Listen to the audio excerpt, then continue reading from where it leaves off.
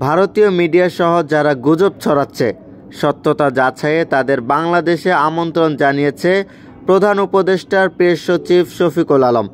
আজ রবিবার সকালে নতুন বাংলাদেশ অর্জন, চ্যালেঞ্জ এবং উত্তরণ শীর্ষক এক আলোচনায় এই আমন্ত্রণ জানান তিনি।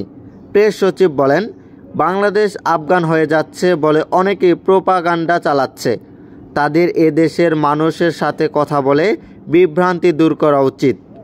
এ সময় গণঅভ্যুত্থানের আকাঙ্ক্ষা পূরণে অন্তর্বর্তী সরকার কাজ করছে জানিয়ে শফিকুল আলম বলেন, 31শে ডিসেম্বরের মধ্যে সংস্কার কমিশন প্রস্তাবনা জমা দেবে, জানিয়ে রাজনৈতিক দলগুলো সহ সবার সাথে আলোচনা করা হবে।